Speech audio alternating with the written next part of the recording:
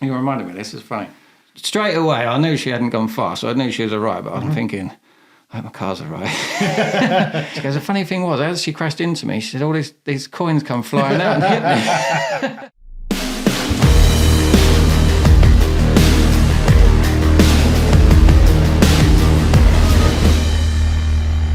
Right, so this is basically the first episode of Gasoline Junkies, and we're just going to introduce ourselves. So it's me, Russell. I'm Barry. And then we got Chris behind the camera. Say hello, Chris. Hello. And obviously this is just test footage, so can you hear me all right? Yep. Yeah? Can you hear me okay? Yep. Does Barry need to come closer? Get more intimate? No, right where you are. Is it? Okay, that's cool. Right, so we're going to have to try and fumble our way through these conversations and these questions. Let's do it. So, go for it. Right, you've already said your name, so I'm not going to say that. Yeah. What car do you drive? At the moment, I've got a BMW 5 Series. It's it's not a 2000, it's a 1998. So it's like 26 years old. So it's nearly a pensioner. Nearly as old as me. It's been a pain in the arse since I've got it. So I've had it for a year, and how long have I had it? Is this the second year I've had it? Yeah. So I've had it for like a year and 3 months, and I've probably drove it for 3 months of that year and 3 months. It had a problem with the engine, had a water leak, and I ended up having to give it to a garage who had it for 4 months. And then they said they just didn't want to do it, basically. So I had to then send it somewhere else, which, funny enough, happens to be on this unit. Mm-hmm. And he had it for like 6 months. £2,000 later, don't tell my missus, I got it back, and so far so good. So far so good. Touch wood. It's been So right. to go through the next question, what's under the hood? A lot of new parts by the sounds of it. A lot of new parts, yeah. So it basically, I pretty much had the engine rebuilt. It was a head gasket that went. So he stripped it down. It took forever.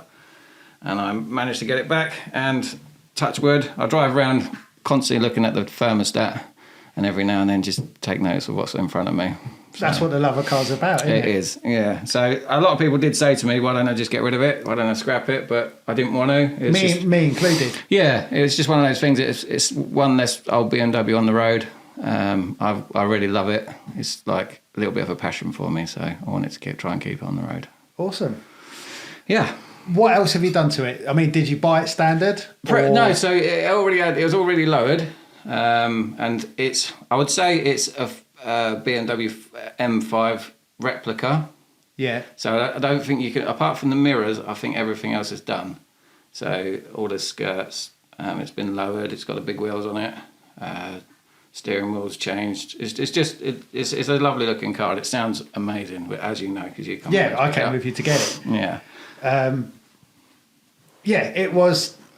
We'll elaborate the more we get into this, but to give you a bit more, me and Russ have been friends for pretty much a quarter of a century. As with Chris behind the camera, if there's something we haven't done with cars, it's not worth talking about. We've had some wacky adventures. Yeah. Most of them are car related as well. Yeah. So. But to start, where did this love of cars come from? So I'd say it come from like being a kid, really. My dad was like massively into cars growing up. So we always had an old banger, as my mum would call it, out the front, and he would be working on them. And he kind of pretty much did that till I got into like my 20s, and then he just sort of fell out of love with, fixing cars, and then started paying people to fix them. But he always had nice cars. So going back, I'd say one of the first cars I remember him having was a Triumph Dynamite Sprint. It was beautiful. It was like real smart. And then after that, he had a 1600E Savage Mark II Cortina. Nice. That was lovely. And I remember being in the front room as a kid, and I was watching TV, and all of a sudden all the picture frames on the wall started to like rumble, and I was like, what the fuck's going on? And I could just hear this like, and I ran out the front, and my dad's pulled up in this Savage Cortina. It's just beautiful, and I fell in love with it to the point where he said he'd give it to me when he's finished with it. So I was absolutely gutted when he sold it, to the point where I was still waiting for the £250 of half of the car that he owes me, which I don't think I will get. But yeah, so I think my passion for cars come from obviously being a kid. We were always going to car shows. one of my dad's friends used to have Escort Cosworth, Sierra Cosworth. He had, so we would turn up at shows. He had a Monte Carlo Escort Cosworth, which I think they only made, aubergine one. Yeah, I think they only made a handful of them. So we used to turn up at these car shows, these Ford shows, and they'd be like, we'd be parking in just a normal base, and they'd be like, "What are you doing?" And he's like, "Just coming to the car show." And he's like, "No, you can come on." And they'd literally sort of like clear a path, and let him park straight in the middle of it. It was great. So growing up, it was every weekend car shows. Real. Yeah. Awesome. If you could do something differently from the start, what would you do in your car journey? Not have kids. Not have kids. Yeah. So the common theory is that me and Chris have got. Most of my pals that I know that have got cool cars, they haven't got kids. Yeah, I'd agree with that. So no, I do love my kids. They're just a pain in the arse. No, I do like cars. Money pits. Yeah, but yeah, no. What would I do different? I don't know. Probably some of the cars I've had growing up, I probably wouldn't have sold. As of most of us probably would say the same thing. Yeah. Or bought. Or bought. Yeah, I'd say that. I bought some proper like bag of shit, wrong uns, and had to pay the price for it.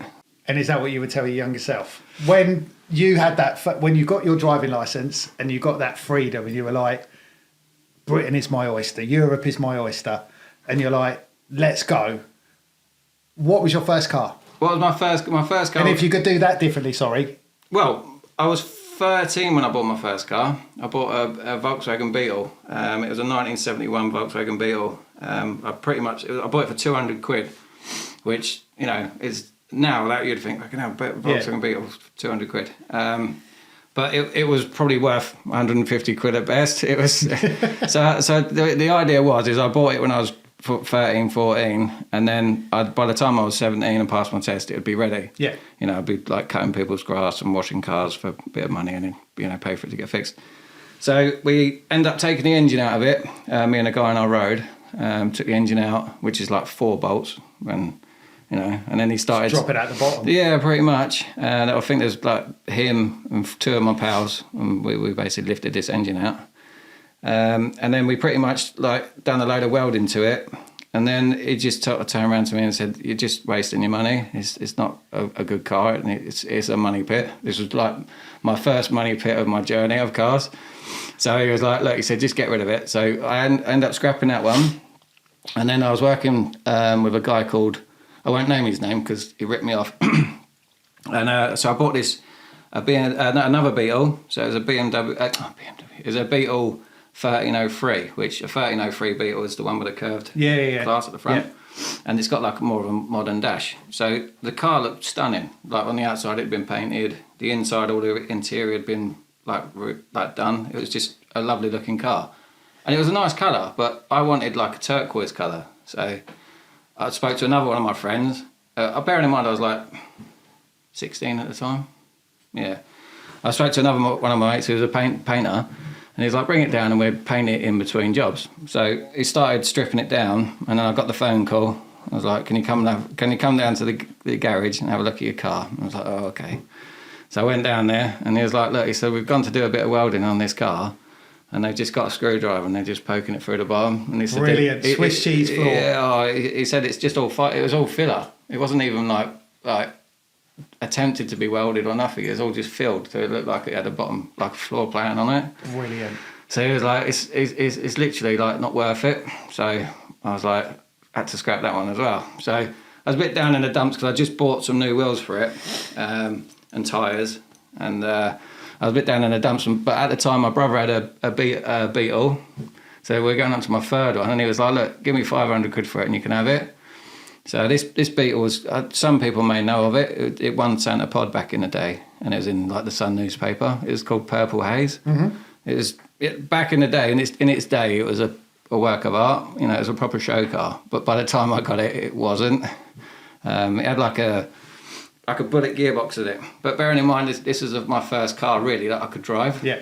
So going from like your driving instructor's car to this old Beetle that had this bullet gearbox in it. And I was just like, it just drove like a bag of shit, really. And it used to have bucket seats in it. And when I was picked my mates up, the two of them had to try and squeeze in this tiny little gap. It was comical because you just have this fat ass sort of staring at you while he was trying to get in the back. But yeah, so I had that for about 6 months, and then I was just driving along one day, and I was like, if I have a head-on crash, the only thing that's sort of like stopping me between me and the car is a petrol tank. And that, after that thought went in my head, I didn't want to drive it anymore. It sort of like put me off. I'll drive one now. Yeah, they're cool as hell now. But yeah, I was put off, so I went and bought. After that, I had an Orion gear. Oh. So at 17, to have an Orion, because it's basically an XR3i engine, Yeah, isn't it is. Yeah. I've had 2 of them in my time, and we'll come on to mine later. Yeah. But I had the Escort Cosworth wheels on it as well, so it looked really smart. were they the Escort Cosworth wheels or the Mondeo wheels? They were the Mondeo wheels, but Because they were slightly less dished. They wasn't dished as but they were bigger. So They were the slightly 17s. bigger. Yeah, so in a way, I thought they were the better wheel. They weren't. But and they filled the arches better, so yeah, all yeah. good. So I had that, but from the minute I bought that, bearing in mind I was 17, I bought it on finance because I couldn't get finance for a car because I didn't have any credit history at that time. So I had to go to like this real like dodgy garage that sort of basically ripped me off. I was paying like 1,000,000% APR. It's like stupid, really, when you think about it now.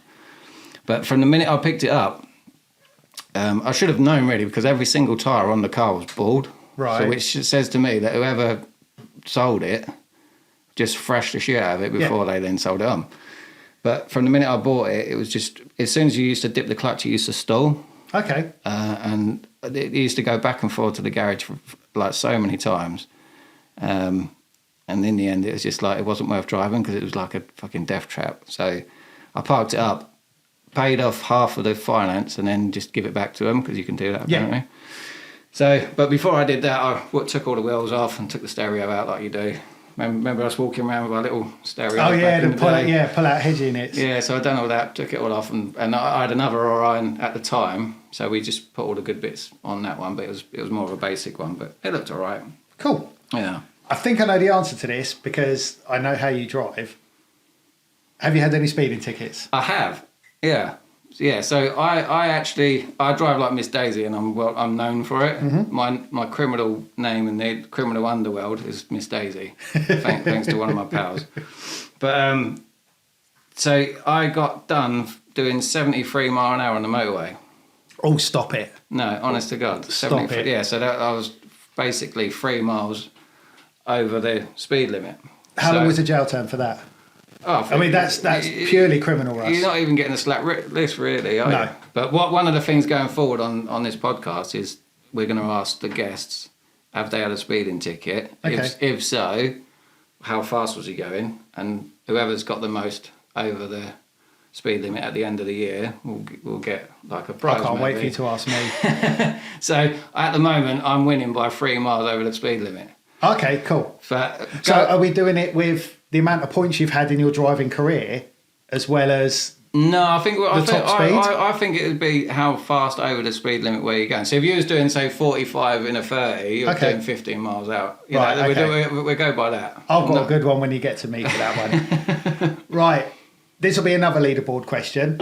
How many cars have you had? Right, so can you name them? Yeah, I think I can. So me and Chris spoke about this a little while back, and I think this is probably what brought me on to wanting to do this car podcast, because it was just such a cool question and it kept us like our minds racing for ages. And I've asked a few people afterwards whether they could, how many cars they've had. And I'm quite high up, so I've had 24 cars so far. I can remember a lot of them. Yeah. But there's probably a lot in that list that I can't. Yeah, so I mean, if I'll try and run through them now, and I guarantee I'll miss some.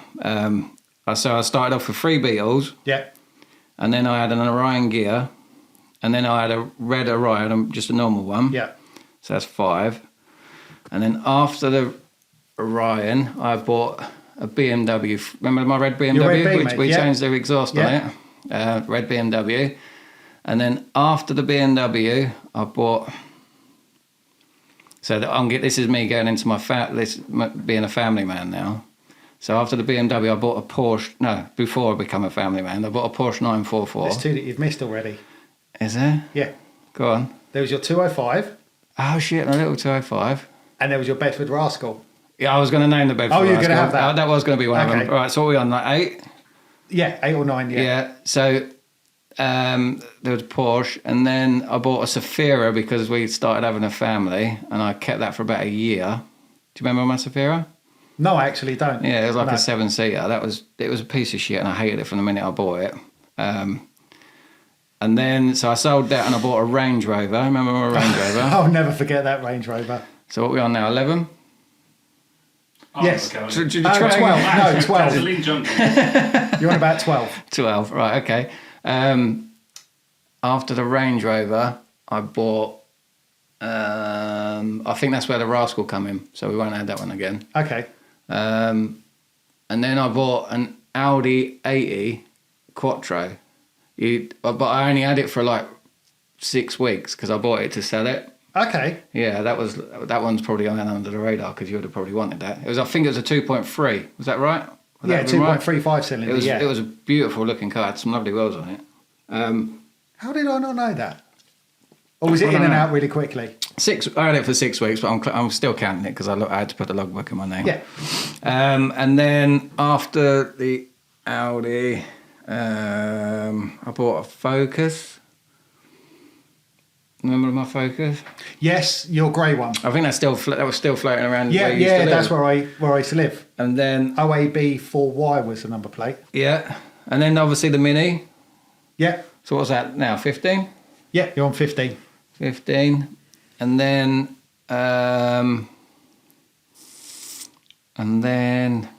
shit, my mind's going blank now. I had all these wrote down, didn't I? Vitara.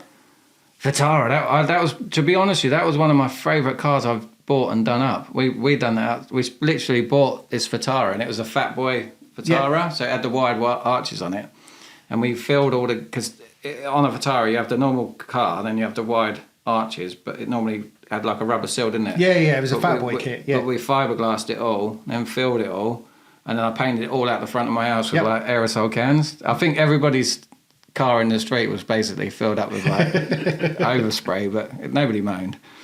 Obviously the Vitara, that was, yeah. Then you had the Mondeo. Then I had the Mondeo for my sins. Yep, so that's 17. Kia. Mini. I've already said the Mini. No. Mercedes. Yeah, My Mercedes 180. the gangster That, mobile. that was, I think, out of all the cars I've owned, that's my favourite. I'll probably try and put a picture on this video of that, or all of them actually.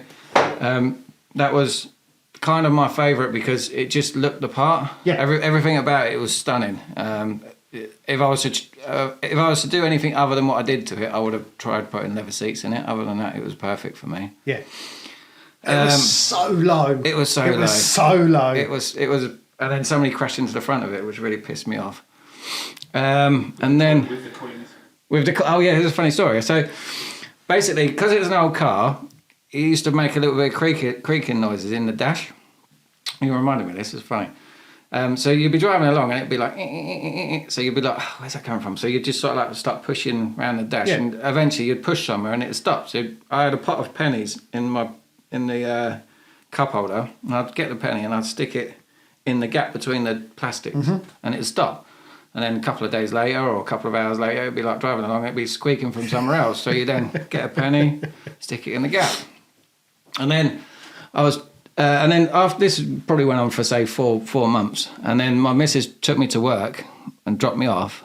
And this is a common thing really. She dropped me off, I jumped out, give her a kiss, she turned around, drove off. Within 15, 20 minutes, somebody's come running up to me. Russ, your missus has been in a car crash. It's like, you have to come with me. So we come straight away. I knew she hadn't gone far, so I knew she was all right. But I'm thinking, I hope my car's all right. But so we, it was literally not even a mile away from where I work. The guy took me there, and the car was a write-off. It was a write-off, and I was absolutely gutted to see it. But she obviously straight away, I made sure the missus is all right first, you know. But so I checked the car out, and I knew it was a write-off straight away because it was old and everything. So that sort of broke my heart. But I'm driving my missus to the hospital to make sure she's like to get her checked over, and I'm like, well, what happened? And she said, well, I'm driving along, and this woman has just pulled from the other side of the road, just pulled straight in front of me and crashed into the front of me. And I was like, oh shit. She goes, the funny thing was, as she crashed into me, she said, all these coins come flying out and hit me. Ever since.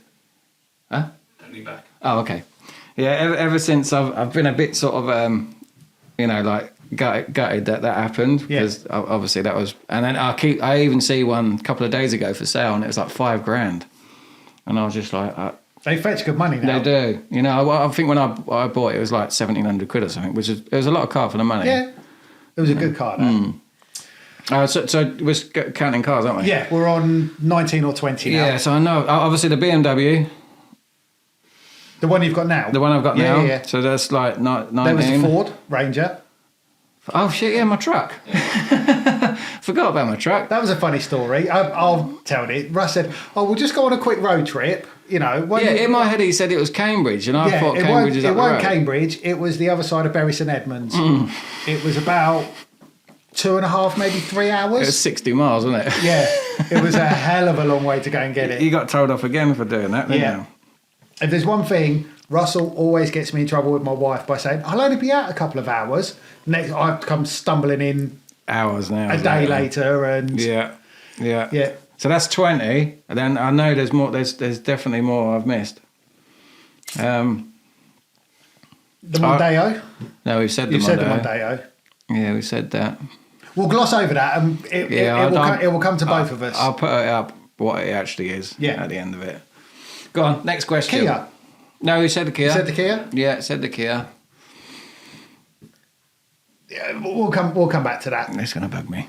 It will. Well, no, we'll get there. You should have a whiteboard and make people write Yeah. with the costs. Yeah. That's for episode 2. Do a bit of research. Out of all of them that you can remember, what was the worst one?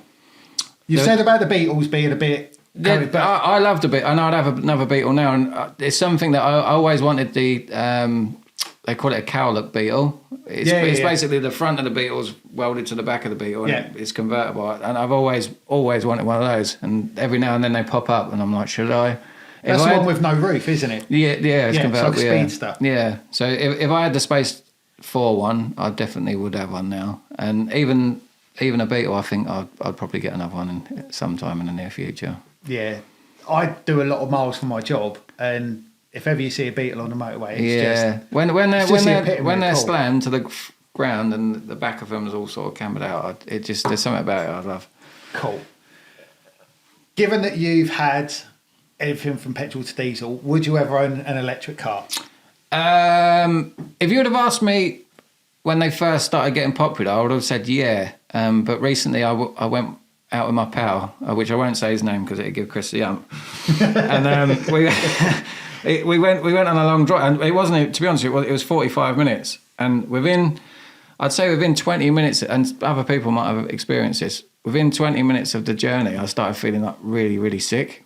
Like, you know, I was getting pins and needles in my fingers, watery mouth. I was about to throw up. I've had it before, just before I'm actually ill, so I knew it was coming.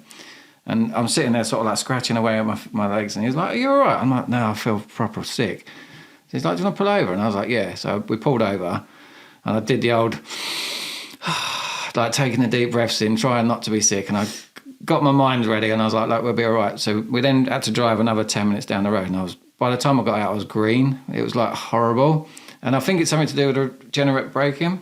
Yeah. When you I drive a hybrid, so whenever you let off, it charges the battery a little bit more. So it effectively brakes a little bit more than what you do as well. Yeah, so as soon as you take off your foot off the accelerator, it's braking, isn't it? Yeah, and it was just kind of like going, because they're fast, and then all of a sudden we're stopping, and it was like going and stopping, and it just made me feel ill. But what we agreed was that I'd drive it home to see whether that was better. And to be honest with you, I'll give them their dues. It does drive lovely. It is a nice car to drive. After that experience, I don't think I'd have one. Okay. Yeah. Does that answer your question? Yeah, very thoroughly. Yeah. Money, no object. And we've had discussions about so much, if 6 numbers come in, or what, you know, we found a long lost granny who leaves us millions, whatever. What's your dream car? Right.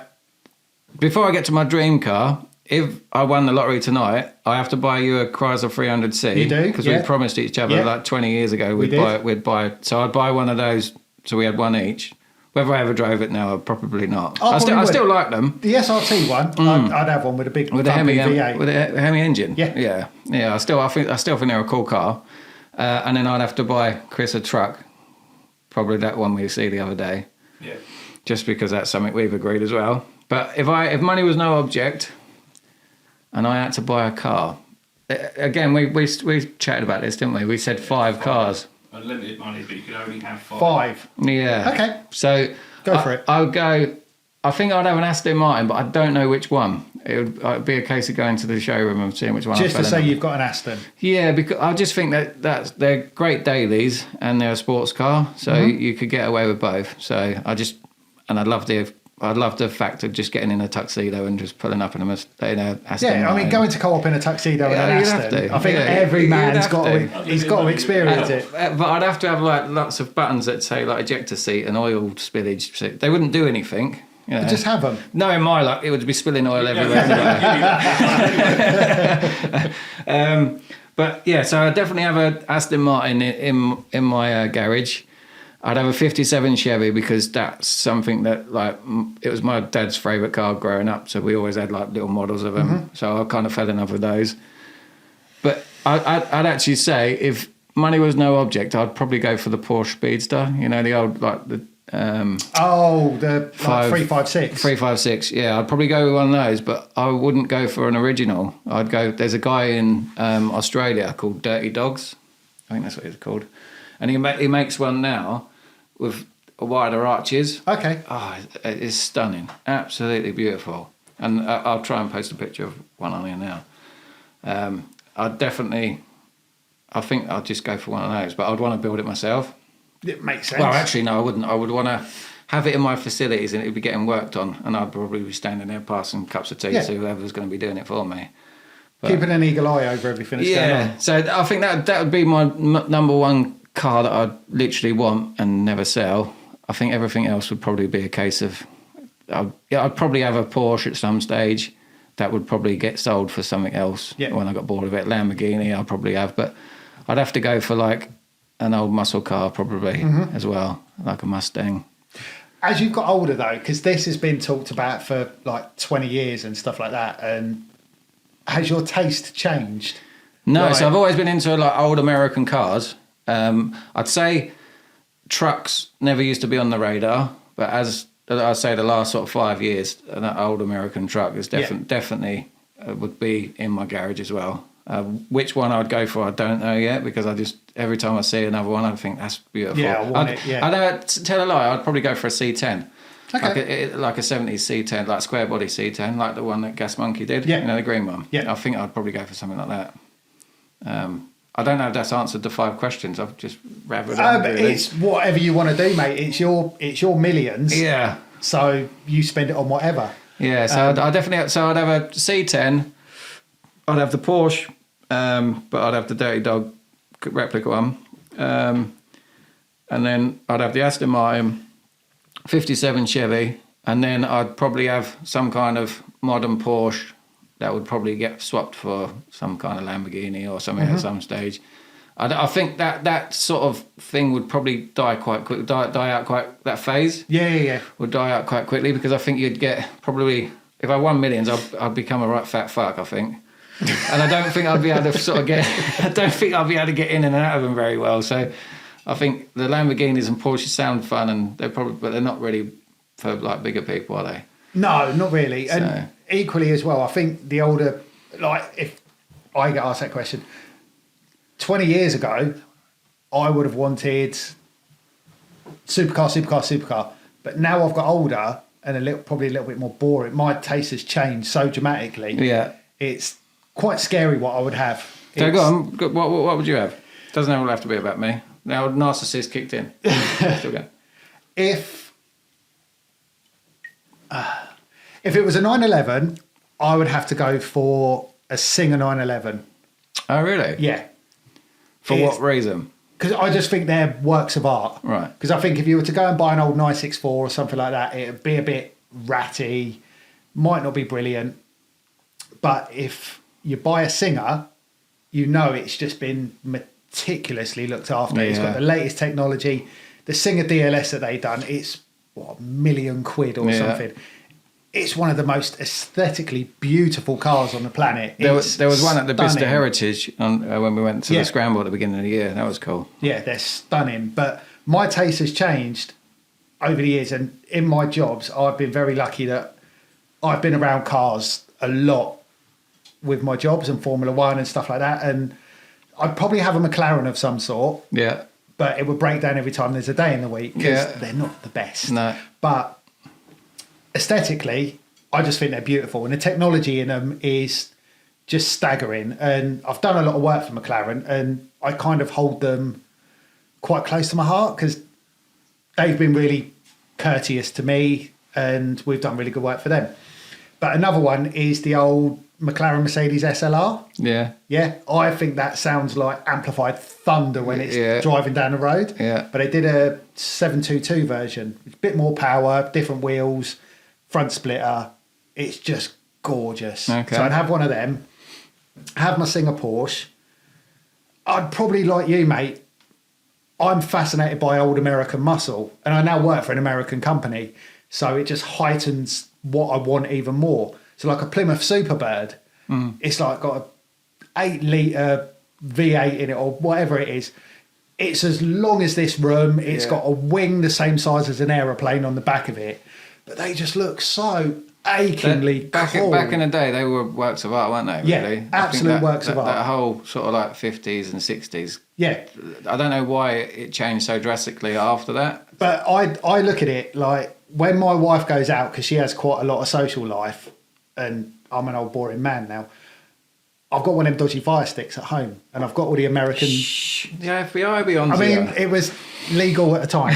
I've got all the American TV channels, and I found a channel called Motor Trend, and every now and again there's something called the Meekum Auctions. And Right. if you ever love American cars, waste 5 hours watching the auctions in America, because you get, like you say, the old Mustangs, the Chevy Novas, the Plymouth Barracudas, everything like that, and just set yourself a budget of 10 million quid. Guess how much they're going to go for, and buy them in your mind. Yeah. It's so much fun. I bet £10 million don't get you as much as Doesn't you think get it you a does. lot, mate. It Yeah. doesn't. But you look at what America had in the 60s and 70s compared to what we had, and we had like the Ford Anglia, Yeah. and they're just shit. Yeah. They're just crap. So it would probably be you and me fly to America, go to an auction with a bit of money. Chris can come and we'll just buy. Cheers. I should have said the three of us. Suitcase. I should have said the three of us. And we'll just go and buy cars, and Yeah. we'll just stick them in a container, and we'll ship them back. Yeah. That is the Like dream. a Mustang or a Camaro or something like that. But probably for an everyday car, the new Dodge Challenger Hellcat Red Eye Yeah. Demon thing, 800 horsepower. It's a Comfortable. question actually. So something we've all chatted about before, Route 66. That's definitely on most petrol heads, like things like Yeah. list of things to do, right? So if you was to do Route 66, what would you do here? If money was no object, You answer it first, what I think. so because I'm getting a little bit older, I'm thinking like a bit more practical. So if how many miles is it? It's like 3,000 miles or something, isn't it? Something like that. So you've got to have something that's got to be slightly comfortable. Yeah. In my head straight away, it'd be like, you know, some kind of like something that's not very practical at all and really, really uncomfortable. But if I was to do it with that in mind, I don't know. Obviously, you haven't got to worry about fuel. You haven't got to worry about You haven't got to worry about anything. anything. It's you just get there, the car that you want is waiting for you, jump in it, and off you go. I thought of mine. I think I would go something old. Yeah, I thought of mine. Go on. Eleanor. Oh, yeah, okay. Yeah.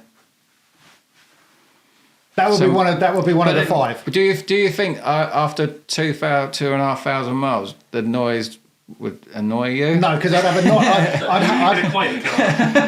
I'd have a nitrous oxide A truck Kia following Soul. me. So then every 20 miles I can just press go baby go.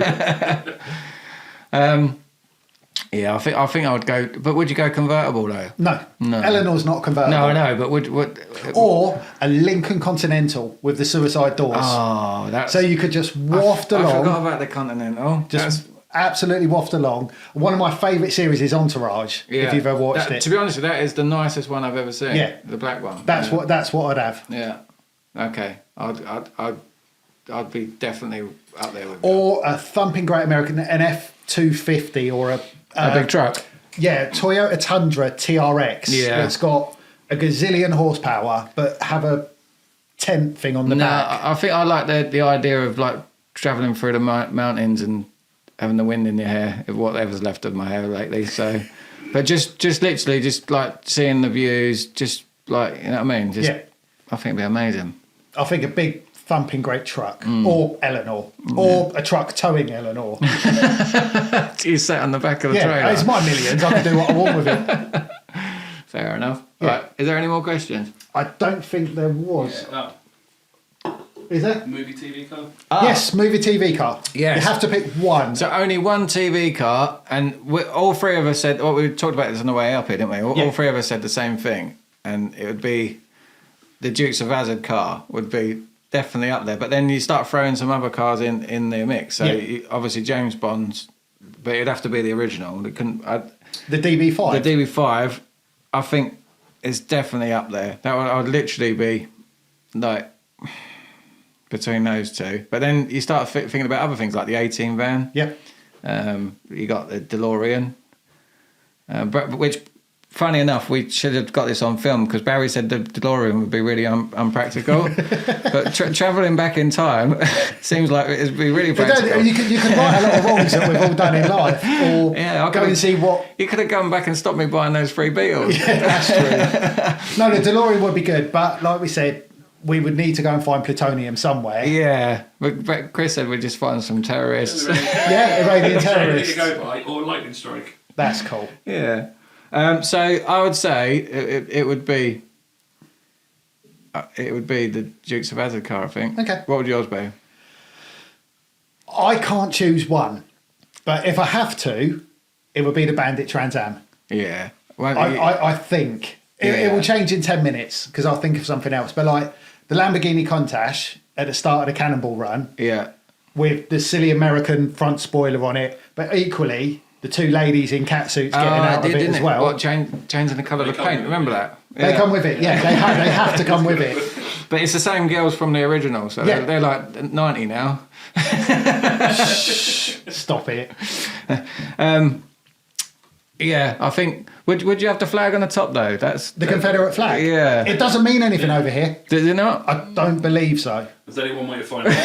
Let's do Let's it. do it on the back, put this top on top of this car. Let's do it. Yeah. Yeah. Let's see how far I get. Let's do the Route 66 in it. I have it without, you have it with, and see. We'll see who makes it to the end. Who's got the most bullet holes in their car at the end of it? We've got to do that now, haven't we? If this goes big, we're going to have to do it. Yeah, let's do it. So like and subscribe. Hit that bell. Yeah. Make our dreams come true. Yeah, so that's on our to-do list. Pin it on the wall, Chris. Okay. We got to do Route 66 into... I want Daisy Duke with mine, though, with her shorts. What, the original? She's about 90 as well. I go for Jessica Simpson from the remake. Yeah, but then she put on a ton of weight as well, didn't What's wrong she? with that? Nothing. That's the future. Yeah, I like a curvy girl. But if you think about movie cars, you've got like the Audis in Ronin from the car chase. You've got... So here's another question actually that we could add to the wall. The best car chase in a movie, I'd say it is Ronin. Yeah, Ronin's up there. It's definitely... that takes some beating, but then you got the likes of Baby Driver. You know, the beginning of Baby Driver is That's stunning. epic. It is like a masterpiece, really. But then the boy racer in me, the chav, would have a big orange Supra. Yeah, changing gears like 12 times. Changing gears 56 times. Fast and the Furious was synonymous. I think we even went to see the first one together, We did. didn't we? Yeah, the premiere. we did. I think, Chris, you came with us as well, didn't you? All of us went because we all worked together. Back in the day. And yeah, I think I saw that at the cinema about 7 times because I just loved it so much. So I think that a part of my 5 cars, even if I never drove it, it would have to be a Fast and the Furious car. But which one? Probably the Supra, The I think. Supra. Or the Ford F-150 Lightning that Paul Walker drove, God rest his soul. Yeah. even with the Racer's Edge written on the side of it, Yeah. Okay. just because it was what it was. Or Dominic Toretto's RX-7. I would go Or the with. Skyline. Or the Skyline. Or just all of them. No, I prefer these muscle cars in the movies. Really, I love Jack. Did he always have the same car? No. Who, Toretto? Yeah. No. That car's in a lot of them, but there is different ones. Is there? Yeah. Okay. I mean, he's driven tanks through submarines and Yeah. what did he do? Pulled a safe out of a... And drove it Oh, around. see the dot hit charges? Yeah. Just said. And then drove it around the. Yeah, they got a bit silly, but we still watched them, don't we? Really. Yeah. Oh, we love them. We were part of the family. Yeah. But then Tokyo Drift, what was the one he had in that? Do you know what? I don't think I've ever seen Tokyo Drift. No. It's quite good. Alright, kick him off. Yeah. Chris, you're in. Russ, your cameraman. I think I skipped it for some reason, and I don't know why. There's an orange RX-7 in that with a valve side kit on it. It's stunning. I watched somebody do- absolutely stunning. I watched somebody build a replica on YouTube. It was Yeah. quite impressive. It's really cool. So what was Then you it? would have got then a driving tune. Yeah. ultimate. So you go down Route 66 in your favourite car, what are you blasting out? What, the whole route? Like that, yeah. The one song. Let's paint a picture. Yeah, big montage, end of the movie. Yeah. You're pulling away. You're driving into that sunset. It's a it- gazillion degrees. Yeah, It's if like- I'm driving the Dukes of Hazzard car, it's got to be the theme tune, surely. Good old bollocks. Yeah, I think it'd have to be. And then every now and then just push the horn, just for like nostalgia. Really? Yeah. If we're doing that then, and I'm That's driving the end of your life. So in your funeral, they've got this little video. Like playing. like the Thelma and Louise bit at the end. Yeah, They're going, driving off the cliff. yeah. It's your fairy. And then I just pushed the horn. See, funny story, right? So when I bought my truck, I bought a Ford Ranger truck. It was a 2001. And it was all low. I'll put a picture again. It was low, and I changed all the front bumper and everything. It was cool. But one of the things I wanted was the Dukes of Hazzard horn. Yeah. And I asked Father Christmas for it, for Christmas, funny enough, and I got it. And I had it for ages, and I didn't put it in the truck for like 6 months. And then we went to a car show, and I basically had to build this like round tube and have all the horns going around it. And I had it all connected up, but I didn't have it powered up because I wanted it done to a button, and I weren't confident enough to do that. So it wasn't powered up. So we went to this car show, and I'm there with my brother-in-law, and we popped the bonnet, and he was like, "Oh, look at your horn." I was like, "Yeah, it's a Dukes of Hazzard horn." And he was like, let's fire it up. So we had basically all the wires were there. They just needed to be connected up. So we just connected it to the battery. So me being a div, like the horn's there, and there's like 5 of these like massive like trumpets type thing. The horn's there, and I'm holding this fucking cable, and he's connected the wires up to the battery, and it's fucking right in my ear. I'm sure I went a little deaf for a long time after that. Do you hear it ringing at night? Oh yeah, the old is it tinnitus? Tinnitus. Tinnitus. Yeah, I think I've got that. But when it went off. It basically went off, and we shit ourselves, and he took the power off the battery, so it went off. But straight away I was like, that wasn't what I thought it would be. Was it Barbie Girl? No, so it's like obviously it is but it didn't start like that. And I looked at my brother-in-law, and he was like, I thought you said it's a Dukes of Hazzard song. And I was like, it's supposed to be. So he stood back, so I wasn't going to blow my eardrum out. Connected it up, and it wasn't. It was the Mexican one. Picked off like an ice cream truck. Yeah. So I had it for like 6 months, thinking it's the Dukes of Hazzard one. It ended up being this. What was it called? The Mexican. No. That's it. Yeah. Oh. So they're all taking a piss at me, saying I was selling tacos out the back of my truck. Brilliant. That would have worked as well, to be honest. I could have sold tacos out the back of my truck. So yeah, but that's a funny story. But yeah, no, for me, if I was doing a Bonnie and Clive off the side of a mountain, as I was just taking off, I'd push the horn. But make sure it's not the Mexican feature. Gosh. Damn you, eBay. That. But what's your driving tune? Mine, Yeah. if I'm in a bandit car, it'd have to be Jerry Reed, Eastbound and Down. Oh, right. So we're keeping the theme tune. Do you have Yeah, to? Really? it would have to be. But if we're picturing a scene, and again, we've pictured Route 66, that's our dream thing, it would probably have to be... you probably won't think of what I think it is. It's a song called Brian Eno, and it's called The Ending. All right. And it's just the most beautiful, classical piece of music, but it goes on for like 20 minutes or something. The reason I found it was we all are big Top Gear fans, and Jeremy Clarkson, when they thought they were going to can it many, many years ago, he did I remember a skit with the Aston Martin Vantage V12, but he had these beautiful panning shots like of the outside of the car and filming him. And that music was just stuck with me, and I just think it's so beautiful. Yeah. Yeah, I remember that. I talked about remembering things. I just remembered another car. I had a Pontiac Ferrero. It's the only American car I've ever owned. Oh, you were going to put the Ferrari kit on it, weren't you? Yeah, so I bought a 355 Ferrari 355 kit. And the bloke was like, I was going to put it on an MR2, but it come with the Ferrero. That's right, yes, and I remember just that like, now. Oh, I don't really want it because it's like old. It was like an 85 or something like that. But I wish I kept it because they're worth big bucks now as well. So I think the exact same car was in Breaking Bad. One of the guys from Breaking Bad used to drive it. But yeah, to this day, that's the only American car I've ever owned. At least it was never registered in this country, so I shouldn't have really had it, I don't think. Never mind. So that's took me up to 20, so I need to remember the other 4. That's over 20 now. I think that's about 21. Okay, so I've got a couple more to remember. Are we still running? Everything running? Yeah, everything's recording. Yeah. So we've got to ask you a couple of for 47 minutes. 47 minutes of talking Flown shit. by. I love it. Could go for another 47. It's Let's the go. best Friday night ever. So while we're on the subject, we'll go back to you a little bit. Go on then. So what was your first car?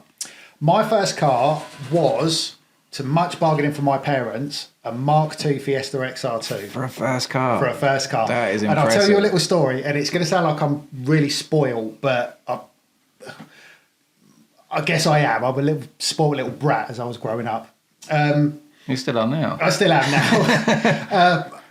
I've loved cars since I could walk, talk, whatever. My dad and my brother are always into football, and I'm left-handed, I'm left-footed, but I can't kick a football for shit.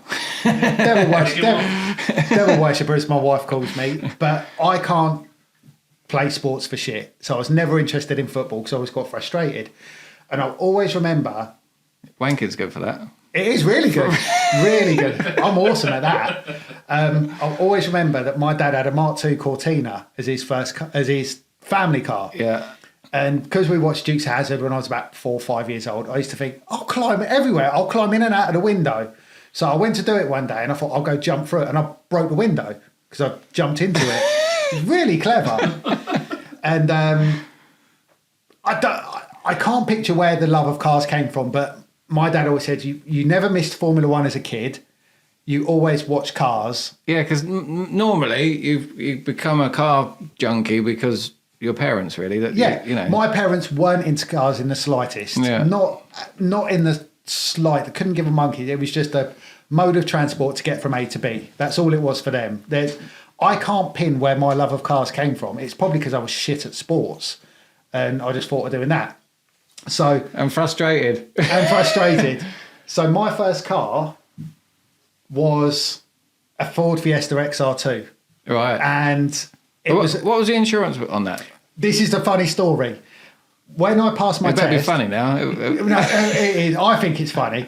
When I passed my test, my mum and dad said, congratulations, we're going to buy you your first car. Oh, right. Here's money. Yeah. And they thought I'd probably get a 1.1 Popular Plus Fiesta or... Popular Plus, that's going back a a 1 litre Nova Merit or 5-door, something like that. And I said, I want a Fiesta XR2. They were like, don't be so stupid. You'll never get insurance for it. So my mum, who, again, she's probably the one who spoiled me, well, did spoil me. She said, if you can get an insurance quote under £1,000 and you pay for it, we'll buy you your car. Mm-hmm. And I was like, okay. So I phoned around, got an insurance quote, third-party fire and theft, when you can still get that, £997 and 98p. Wow. That's how much it was. That's impressive. So I showed my mum. I was like, there you go, it's under £1,000. So they bought me my first car. And it was D205 ESC was the reg. You still remember your reg? Yeah, Dave's like that. He's like like a Rain Man. He remembers everything. It was epic. I remember getting that. And ultimately it cost me my education, my car, because I passed my test first time and I was just like, this is the freedom I've always wanted. I was working at Sainsbury's, I think I was. So I was only earning a couple of £100 a month, but 50% of my wages went on insurance, 40% went on petrol. And I think at the time you could get half a tank for a £5 or something like that. It was like 59p a litre or something. It was dirt cheap. I think I remember when I first started driving, petrol was about 65p a litre, I think. It was really And I used to put £5 in and you could literally like hear it splash. It was like... It would last you ages though, wouldn't it? It would. It really would. Yeah. And that was it. That was my freedom. That was... Instead of going to school, I was studying my A-levels. Instead of going to school, let's go to London. And my mate at the time, James Cadman, was the same. He was my best mate and we did everything together. And it was like, let's go cruising. Let's go get girls. Let's go do anything. And we did. And instead of going to class, like I said, we thought, let's go to London. And ultimately, we got asked to leave school. And by that time, I'd met a girl through work. Her name was Carly, my first girlfriend, first love, lovely girl.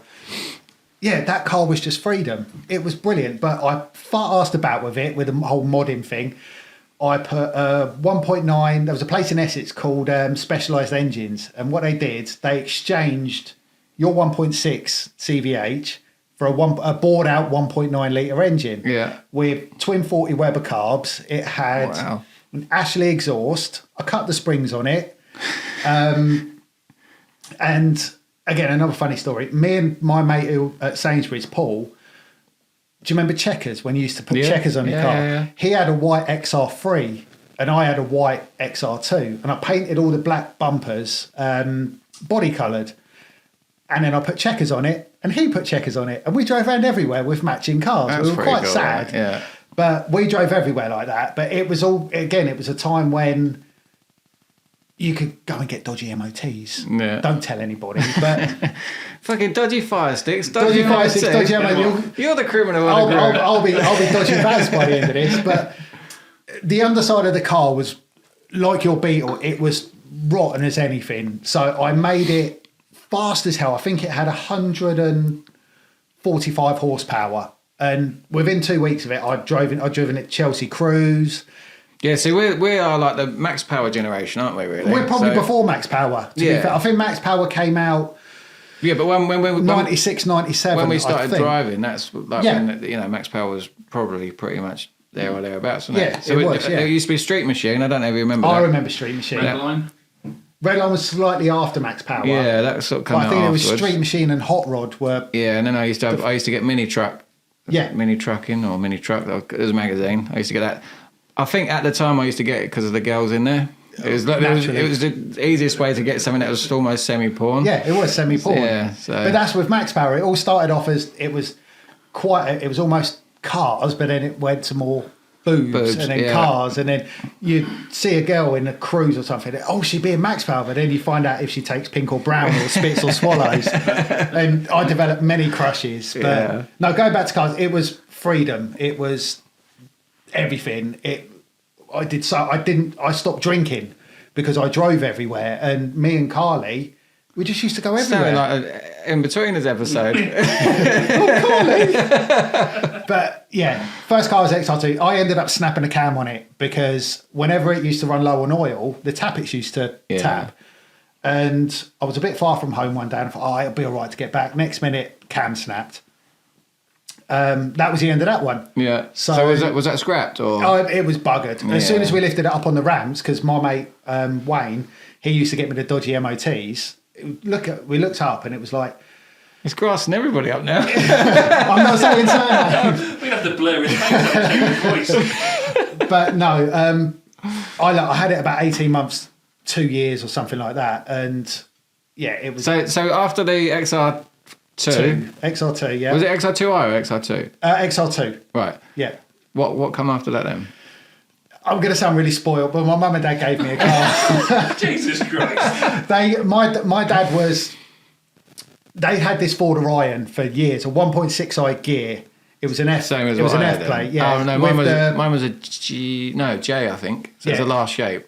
Yours might have been a slightly newer shape, so it might have been a Mark 5. Yeah, no. So no, mine wasn't the last shape then because it went a bit bubbly. After Yeah, it went a my bit one. bubbly after that. But my dad was buying a new car, and the garage wouldn't give him fuck all for Part X, and so they gave me this white Orion 1.6i gear. And like you say, it was an XR3 of a boot. It was an XR3 of a boot. It used to do 60 in second.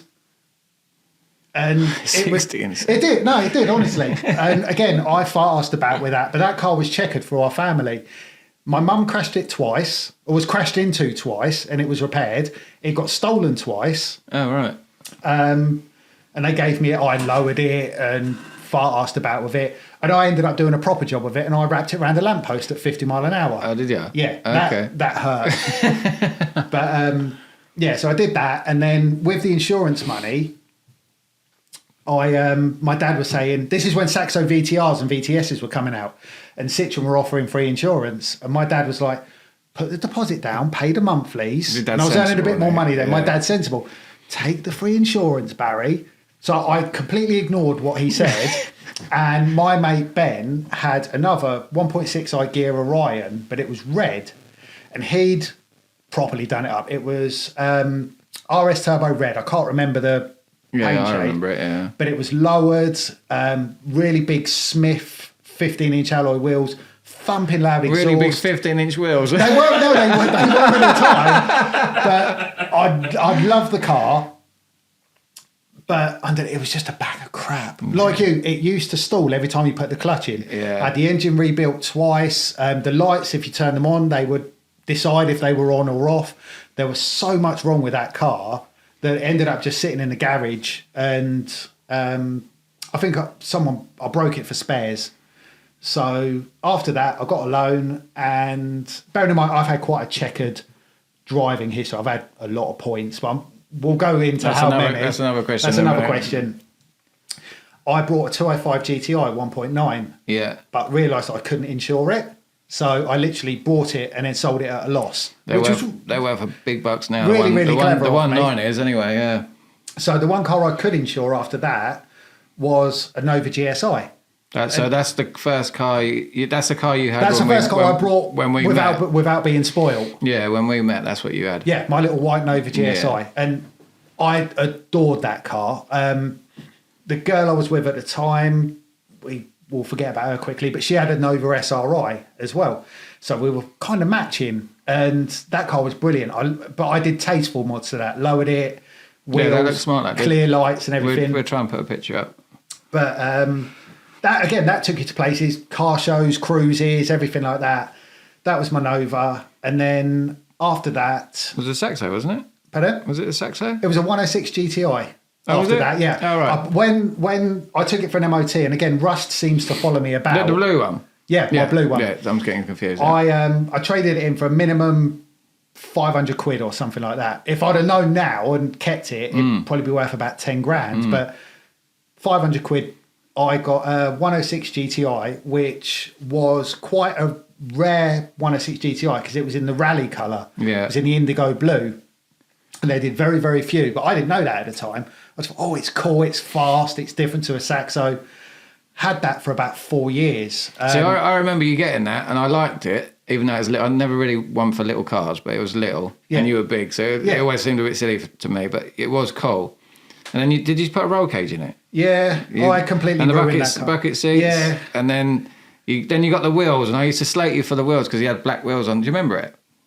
No, he had. They were really nice wheels, weren't they? And you painted them black, and I was like, oh, black wheels, they just don't look. They look shit. They're now, everywhere. I love black wheels now.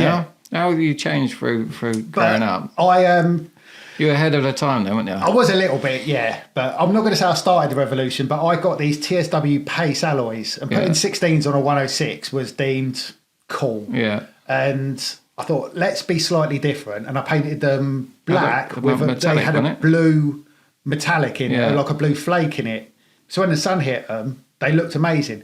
But it only looked amazing for 5 minutes because as soon as you braked after washing it, they looked rusty with brake dust. Yeah. But that car I should have kept. It had leather interior. It was fast as hell. And I thought I was Colin McRae. So I thought, track days. I'd always done bits at Santa Pod and track days. So I thought, let's... That's one of your questions, isn't it? Maybe, yeah. Yeah. If people know racetracks, ultimate track day. What car to drive? It's up to you. I'll scale down my car thing. But yeah, I completely ruined that car because some guy said, I've got some Sparco Evo seats and a roll cage and carbon fibre bits and pieces. I want a leather interior. I was like, I'll have it. So I completely destroyed my car by putting these bucket seats in. I welded in a roll cage. It become a little bit unusable, didn't it?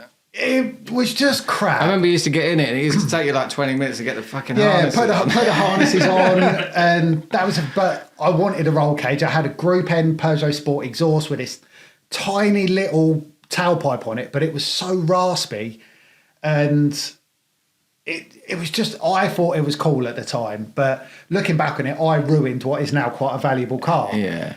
But at the time, it seemed like it was great fun. But I think there's a pattern with where I'm going. I've never physically sold a car because I've always ruined them. So after that, I had a 206 Quicksilver for a little while. Yeah, that was which was my girlfriend's at the time. And then for some silly reason, we decided to buy a Subaru Impreza WRX. Oh, you did, didn't you? Which was a Japanese import, which went like a stabbed rat. It was awesome. But the people we brought it from had mapped it badly because the fuel is different in Japan to what we've got over here. And it had a bad map on it and it went like stink for a little while. And then piston number 4 just decided to weld itself to the block of the engine. Yeah. That was that knackered. And it was at that time that I split up with said girl. So she took that and done whatever with it. And then after that, my car history kind of got a little bit boring. It did, didn't it? It went down the van route because I had a van for work. So I had a little Transit Connect.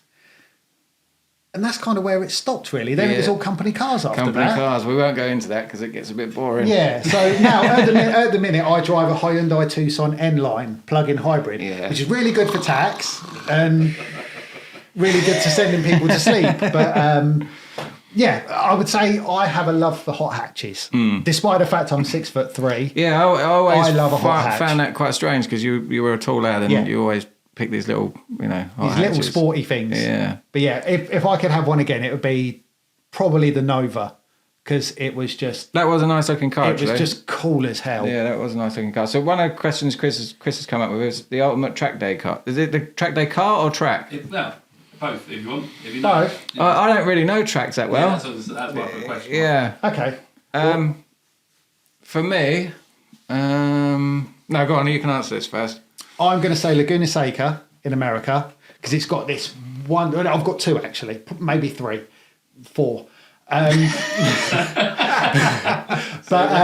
are 4. It's got this wonderful turn called the corkscrew, which drops about 3 stories. Oh, is that the left? Yeah, the left. It goes down a hill and then it graduates down into a right. Oh, okay. And it's awesome.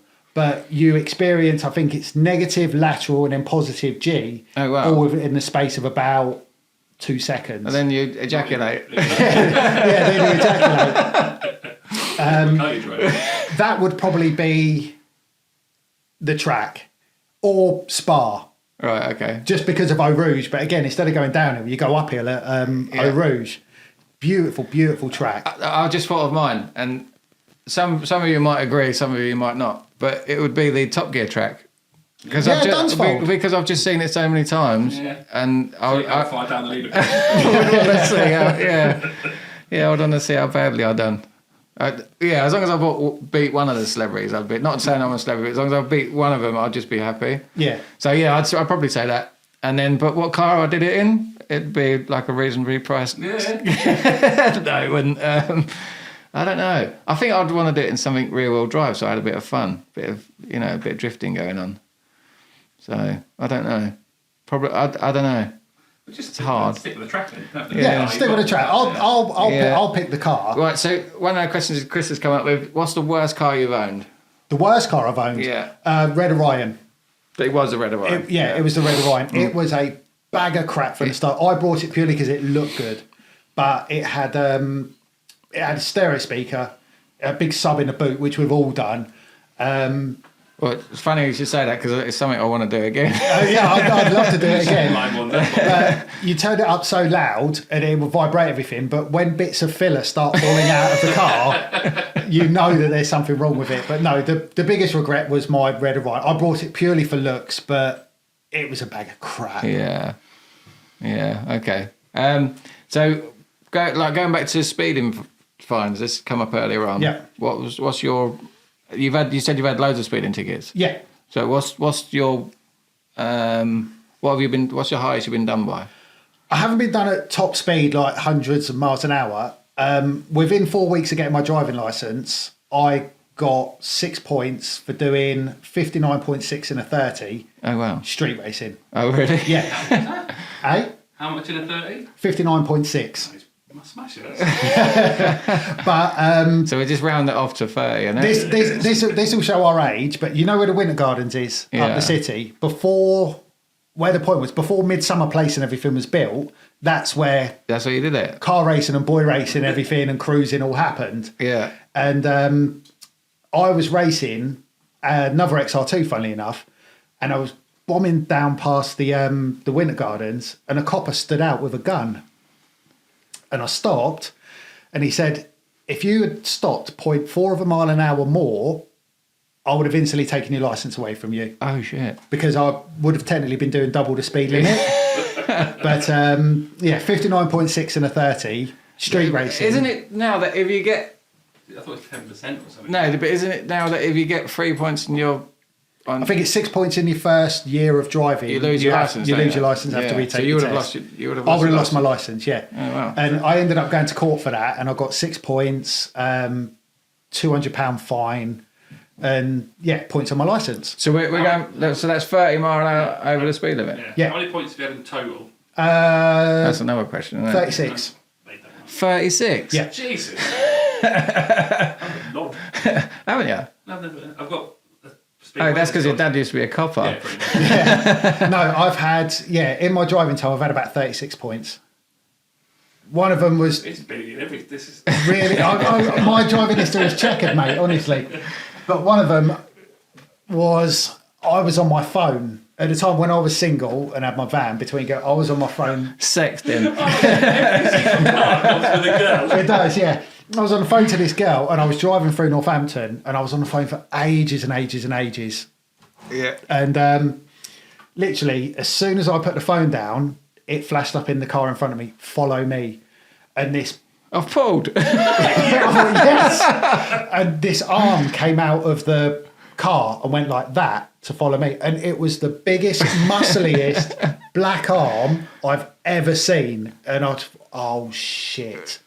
And so we pulled over, and this very petite, cute young police lady. I thought he was going to say. The big black guy stayed in the car, and she went, "Do you know why we've pulled you over?" I went, "Yeah," and she went, "Why?" I said, "Because I've just made probably the most expensive phone call of my life." And if I hadn't gone that little line and fully admitted it, it would have gone a bit bad. But again, I got 6 points for it. So you never used to phone the girls in the back of the Max Power magazines? Never used to phone the girls. No. Those 0900 lines. They were expensive. They were expensive. But yeah, I think it's 36. Okay.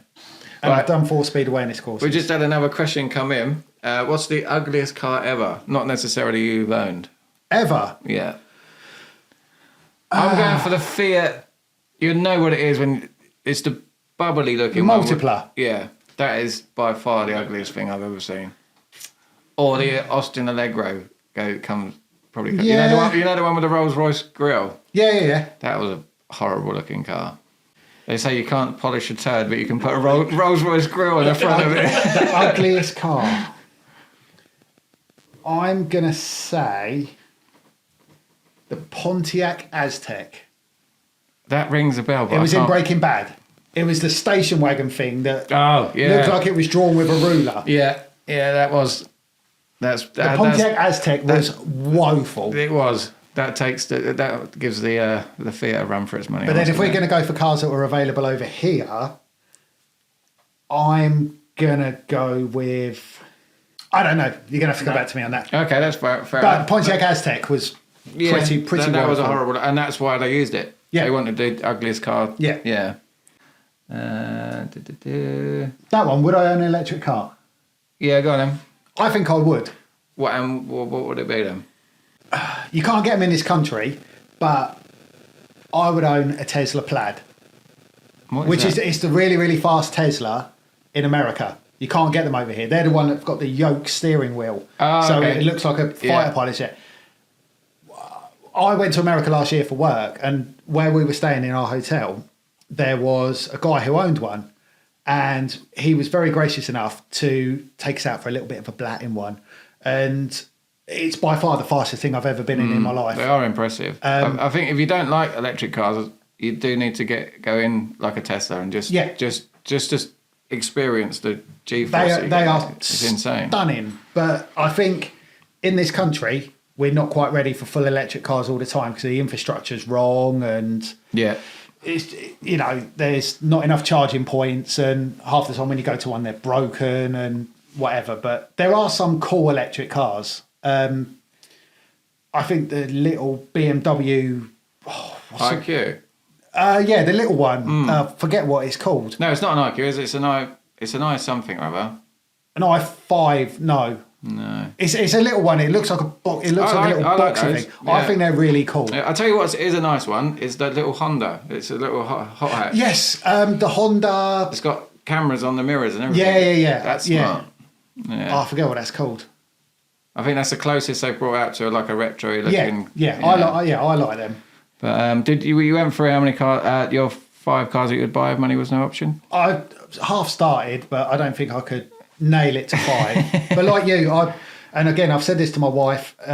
She thinks, Barry, you're so stupid, wasting money if we ever had that. Yeah. But my dream has always been with Russ, Chris, just to have a unit and just fill it with cars we and talk just about this all have the some time, fun. Yeah, literally, if one of us was to win the lottery, we'd pretty much buy a unit. And just fill it with cars. Couple of ramps, couple of old bangers, and we just fuck around all day, just fart ass about. Yeah. And I had this grand vision of like Jay Leno's garage of just it's incredible. I'll never get there because he's built that over however many decades. He's a garage. It's really impressive. He's a legend, but. I have been watching a couple of videos on YouTube recently, and these guys are building houses around their garage. Yeah. And I was watching this guy from Japan, I think it was, and he convinced his wife to pretty much buy this warehouse, and then he built this house around the garage, but he wanted it so it was all sort of flowed together. So it didn't look like a garage; it looked like it's just a work of art. It's stunning. And if money was no object, that would definitely be. Yeah, I like all the old. Again, it's going back to the American thing. It's like the old petrol pumps and the neon signs and everything. So we just create like this, almost like a man cave. Yeah. But my wife explicitly said, if you're going to be really stupid and do loads of cars, either buy them as investments to sell to fund your next one, or don't bother, basically. So don't just spend all your money on fast shit that's going to depreciate. Yeah. Actually, take your time with it. And she's right. She is absolutely right. Yeah. And then another car from my 5 thing would be an Alphaholics GTV or GTAR or something. It's a little Alpha. I forget the number of it, but I'm really into resto mods at the minute. Yeah. Or there's a company called MST who make brand new Mark 1 and Mark 2 Escorts, but with like Millington engines. I must admit, I think if I would definitely go down that route. Yeah. I would want the outside to look like the old classics, but the inside to be, the running like air conditioning, power steering, Spotify on the stereo, that sort of thing. Really, I would want the creature comfort. So probably going back to, I'll figure out the name of the Alphaholics car, but that would probably be my track day car for the track because it weighs next to nothing. It's probably got 240 horsepower, which doesn't sound like much these days, but in a car that weighs 800-900 kilos, it's enough, and you'll get the tail out every corner, and arrive in the pits in a bucket of sweat and probably an erection because you've had such a good time. That's pretty much what it's all about, isn't it? Yeah. Right, shall we wrap this up? Yeah. That's been pretty cool, actually, Barry. Yeah, it's been fun, mate. Yeah, Hour 15. So this is like us introducing the channel, what it's Yeah. going to be. We're just going to be like dudes interviewing dudes about their cars and what they've had, and we go from there, have a bit of a man. giggle, and we go. We've go got so from there. much more stuff to talk about. We like, have. So with stories and we've what got we've done. merch. We're going to start plugging this in the near future. Obviously, if you can subscribe, it doesn't cost you anything. It sounds like it should for some reason, doesn't it? Yeah. So subscribe to my channel. Yeah, you've only got to press a button. You just push a button. Give us a thumbs up, and do all that normal stuff. Yeah. And I think the ongoing thing is our catchphrase. It's thank you for watching, and we'll see you next Tuesday. Yeah, and if one more thing, if there's anything you want us to do or see, Questions? stick it in the comments down below. Yeah. Apart from Barry's erection when he goes down down a hill, up a hill, and round a corner. That slide into my DMs for that. Yeah. But yeah, cool. Cheers. See you later. That was alright, wasn't it? Yeah, right, let's... I quite enjoyed it.